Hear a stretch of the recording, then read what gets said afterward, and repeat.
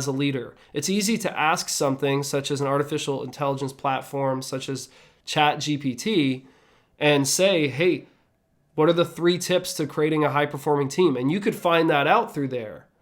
But see, what are the tips for your team? See, we're not going to find the personalization that's required based on the unique DNA of a team and of the leaders on that team. Do you see what I'm saying? We still need to be able to connect to all the different aspects, all the challenges, the diversity, the opportunities, the obstacles, the great hidden strengths within the leaders and the teams themselves, and each team member and your newest employee, all of that. The only way to do that is not by asking what are the 3 tips, but by actually working with them and connecting with them and going past the surface. You know, if we've ever worked together in the past, you know that it is very important to me that we push past the surface, that most conversations stay on the surface level. But the gold is hidden in the depths, right? And knowing that there is gold, there is treasure, there are hidden opportunities and strengths that have not been tapped into yet within the people on your team. I don't believe artificial intelligence is going to help you with that. I believe this is something that we're going to need to actually be aware of, that echoes are going to begin to form. We've already seen this in the past couple of years, but going into 2023 and really living within that year, I think you're going to see more than ever, people are just going to start repeating the best practice. According to who, by the way? Who says something is the best? Just because something is the best doesn't mean it's the best for you and your team. Are you tracking me right now? So that's the first thing I want you to be aware of. We have to ensure that what we are broadcasting to others is accurate to who we are. I'm going to say that one more time. Point number 1, we must ensure that what we are broadcasting to others through our presence, through our relationships, through the way we communicate, is accurate to who we truly are, the core of our identity. Something that a lot of people have struggled with is figuring out, who am I? What was I created to do? Why am I here? How can I serve? Right? Now more than ever, we need to get this thing right. We need to be so sure of who we are. One trick that has helped me as a speaker, right? I can easily say, well, this is who I am. I'm a speaker. As a leadership consultant, I can say, this is who I am. I'm a consultant. But what happens if I don't have any stages to speak on? What happens if I don't have any clients to work with and help? Who am I now? The same thing happened for me in the military. As an Army commander and Black Hawk pilot, I was leading teams of 54 plus people. I was flying aircraft, doing all the things I ever imagined for my life. But when that stopped, a weapon of mass deception attacked me. Okay, and this is actually something I'm going to be talking about here in a book that's coming out here pretty soon called Weapons of Mass Deception. But in that book, I discuss what is one of the greatest threats right now to our mental health, to our emotional health. And it is that there are weapons hidden in our heart that when we suppress them, they spread and hurt others. Do you see what I'm saying here? One of the greatest weapons is actually the trap of title. This is one of 4 weapons that I'm going to help you identify in this book. All right? But the trap of title is very important that you understand it, because not only does it stop you from discovering who you really are because a title limits you, because prior experience limits you, because of the labels of your past or the only ones that you see possible for your future limit you, but also because when you lose them, you lose your sense of identity and purpose. This is very destructive. It is destroying marriages. It is destroying lives as we know it. It is a great contributing factor to suicide. And I want to ask you this. What do you think artificial intelligence is going to do when we see all of these careers, all of these people who have found themselves in that title? Who are they now that has been replaced by a machine, that has been replaced by automations? Do you see what I'm saying? This is my heart. I don't know a lot about artificial intelligence, okay? I don't get how it all works. I'm not that guy. But I understand people. And I bet you there will be a lot of people who will feel a sense of meaningless, who will feel that they have lost their peace, their purpose, and their power because technology has replaced them. Now, you and I both know that there is a way to approach this where you could leverage that technology. Yes. But that doesn't remove the effects of this weapon. The trap of title is very real. It is hurting a lot of people. They are feeling limited by these things I just shared with you. And we must ensure that we are broadcasting to others accurately of who we are.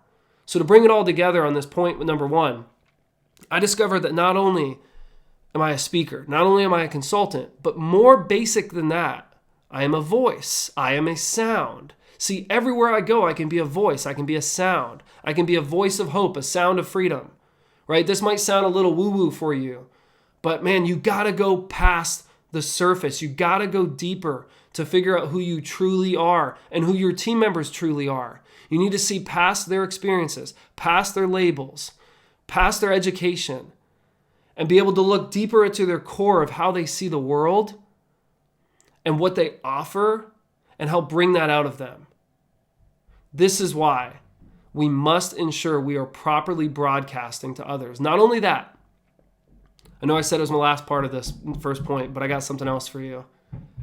If we are an echo, sharing what others have said, using artificial intelligence to maybe make ourselves look intelligent, make ourselves look like we are a subject matter expert, when someone actually goes deeper and they ask you more questions, they are going to be able to discern that you were only an echo, not a sound. Not a unique sound in this world. Do you see what I'm saying here? I don't want that to happen to you. I want you to really discover the lens that you see the world with and position yourself for that.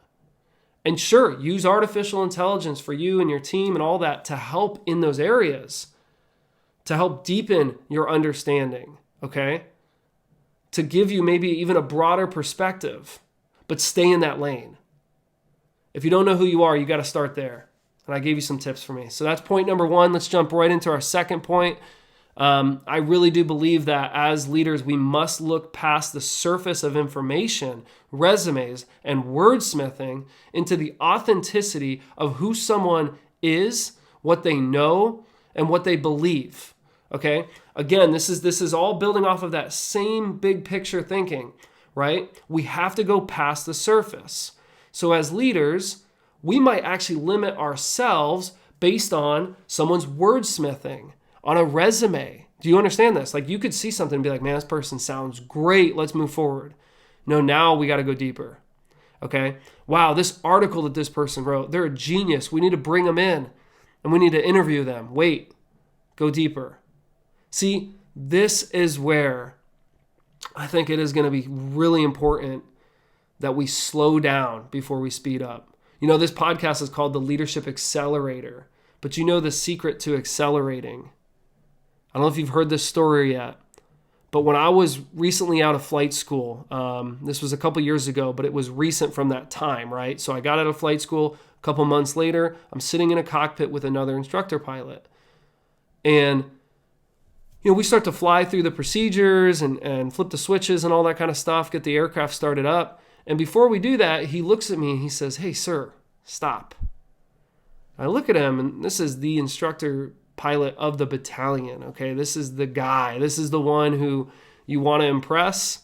But not only do you want to impress, you want to make sure that he thinks you're a good pilot, you know? And he's correcting me on my startup procedure, which is a pretty standard thing, okay? Something we have totally memorized. And we use our checklist to back us up, right? And he looks over at me and he says, stop. Go back. I said, go back to what? He said, wait, just go back to the beginning. And I said, shoulder harnesses and seatbelts, check. And the point was, that first step was putting on my seatbelt and adjusting my seat. What? Go back to that? What are you talking about, man? And I got so frustrated with him because I couldn't slow down. I was so moved by another weapon of mass deception, the pressure of performance, always feeling rushed and hurried, right? And he looked over at me and I could feel this sense of comfort, not condemnation. A good leader, right? And he said, stop, take it all off, unbuckle, and I sit in the aircraft. We got a mission to go do, okay? And he says, close your eyes. So I close my eyes, try not to be frustrated. And he says, just take a breath. All right, here's what I want you to do. Keep your eyes closed. Next time you get in this aircraft, and starting right now, I want you, instead of buckling into the aircraft, I want you to strap it onto you. See, what he taught me was the importance of proper alignment, something I hit on so much with teams that I work with college teams that I work with, and athletes and corporations. I talk about, man, proper alignment is critical because proper positioning produces permanent confidence in your people, okay? So we strap it on instead of strapping in, okay? Instead of buckling in, we buckle it on. Are you catching me? We had to align first. We had to slow down to speed up. Align properly. Strap the aircraft to you. Tell this aircraft where to go because it's going to follow your body. So what he said is tell your body where to go and the aircraft will follow. Lead, and then it will follow you. That's critical. That was a huge part before I could accelerate an aircraft. I had to align properly. But the next thing, he said, all right, now go ahead and go through the procedure. And guess what we did next? We activated the aircraft. We went through all the steps to get things started, to get the rotor spinning. Okay? Sometimes we want to activate before we align. There's plenty of people who are activated that aren't aligned properly. You got to go backwards. You got to align them. So align, activate, and then here's the last one. Now that was done, we could pick the aircraft up to a hover. We could move over. We could get permission from our local tower, and we could take off and accelerate and fly better and more precise and more strong and more confident than ever. We could accelerate with speed and with clarity and confidence and conviction because we were properly aligned, we activated, and now all that was left was to accelerate. So on the Leadership Accelerator podcast, I don't want you to just be someone who's trying to go fast. I want you to know that the speed comes last and that all those other pieces, getting your team started up the right way each day, giving people real frameworks and areas that they can grow in, using formulas and our blue sky leadership strategy, okay? That when that happens, your team will naturally pick up speed. This is how athletes work. The best athletes don't work so that they get it right sometimes. They work so they can never get it wrong. Champions, it's not that they don't miss a day. It's that they don't miss multiple days in a row. They're constantly refining and getting better. So for us, as leaders, we have to look past the surface of information. We have to slow down and speed up. And I think we can understand that artificial intelligence is going to start coming out more and more each day. It's going to get smarter as we go. And we're going to have to be able to slow down and look past the resume, look past the article, look past the book, look past the video. We're going to have to really get to know people. And this brings me to our third point. Before we do that, I'm going to jump right in to let you think about those last two, and we'll get right back to the show. So most leaders right now are maxed out. They feel like they don't have any more space left to be able to make all these different decisions, to respond to all these different fires consistently. And it's very easy to feel overwhelmed and feel like no matter what you do, that you can't keep up, right? There's actually something I created to help with that, right? We call these the 5 keys to creating winning teams, to creating high-performing teams. And I want to be able to give that to you today. So if this is something that would help you so that you can begin to create teams that actually do more of the work for you, not because you're being lazy, but because you're actually empowering and equipping them, if that's something that's important to you, I want to be able to get that into your hands. I've worked with teams such as collegiate athletes, corporations, military organizations. I've been mentored by high-level government officials.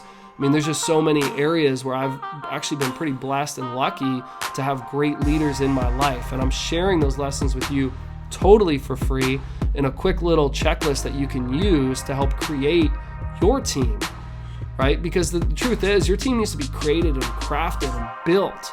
And it takes a lot of intentionality. And I'm going to share with you some of the lessons of the teams that I've worked with to be able to help you as well. So if that would benefit you, go to adamfjones.com.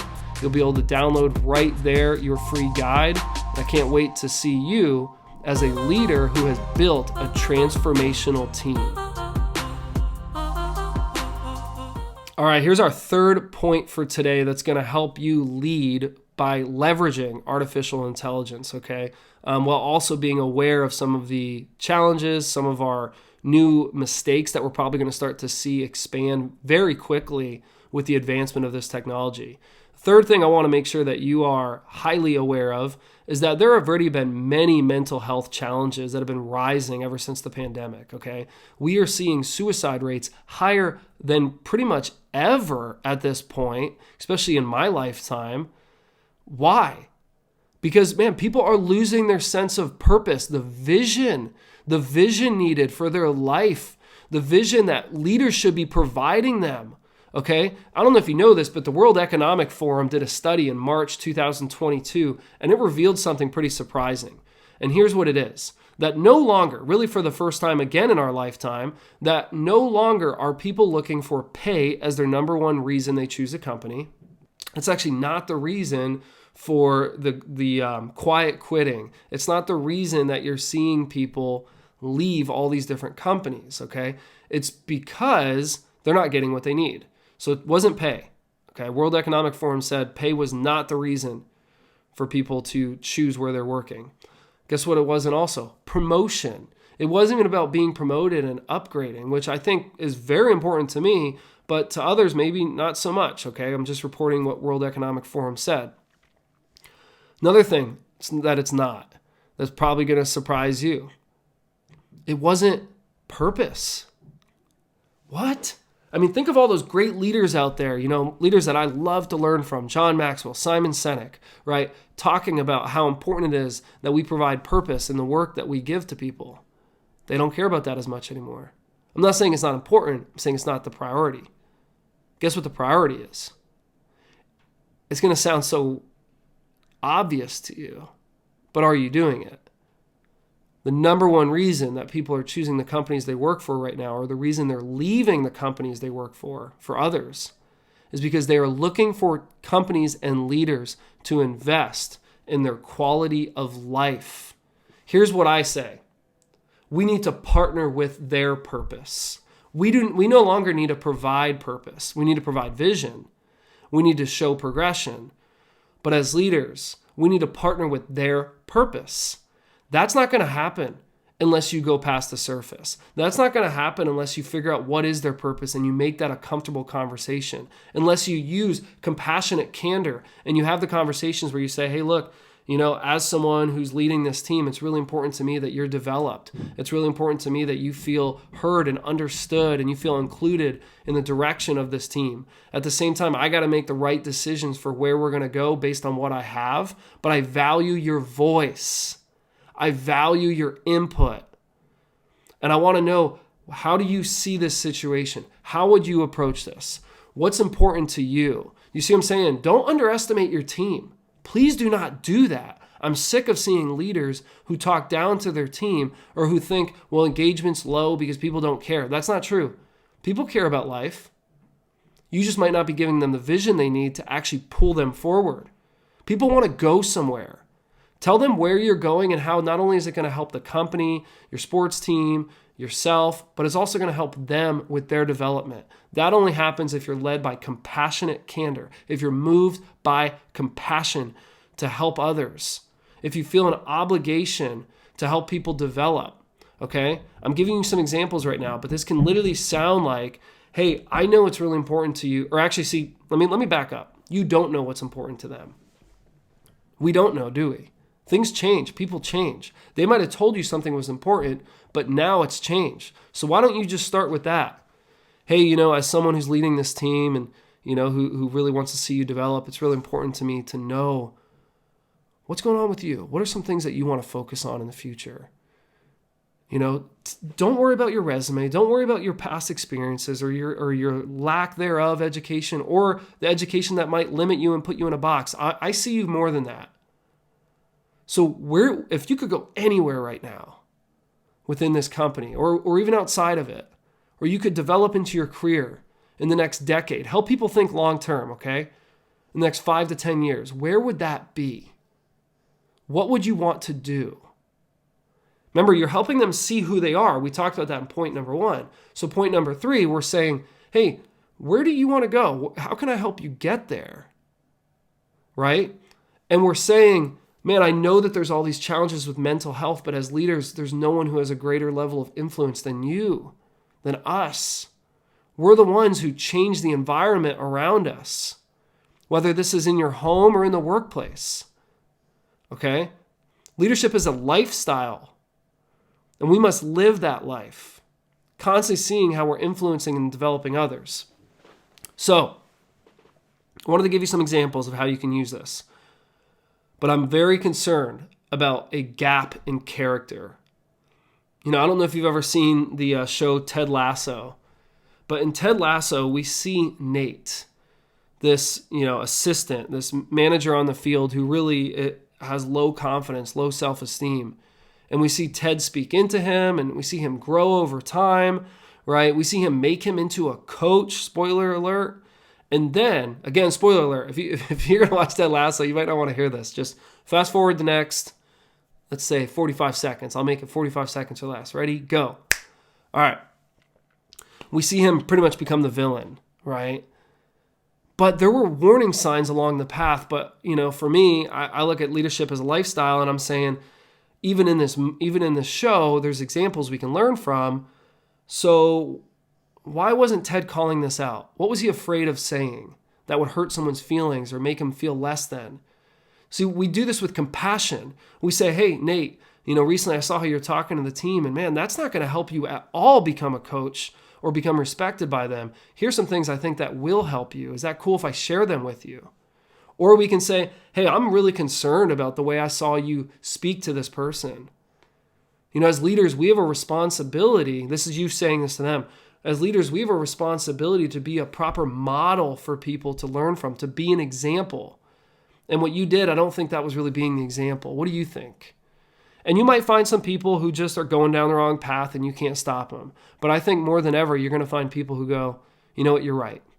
And I'm telling you this because with artificial intelligence, I think you're going to see people who look very intelligent, who look like they got it all together, who are saying the right things, whether that's through text or even video. I mean, there's artificial intelligence that's helping build out your video scripts as well, okay? And you're going to need to look past that. And you're going to need to identify the gap, the character gap. Do you know the number one reason that people are kicked out of the military? The number one reason that leaders are removed from the military? It's actually a performance flaw. No, it's not, is it? It's a character flaw. A character flaw that they had something in their character, in their values, in the way they live their life that was not really compliant or in alignment with the direction of the military. Maybe this is cheating, lying, stealing. Maybe this is how they treat their family or how they talk about the leaders above them. But there were flaws in their character. And believe it or not, most of the time, there were warning signs along the path, just no one said anything. I think our greatest way that we can lead during this time is by doing the things that artificial intelligence could never do and leveraging what it can do.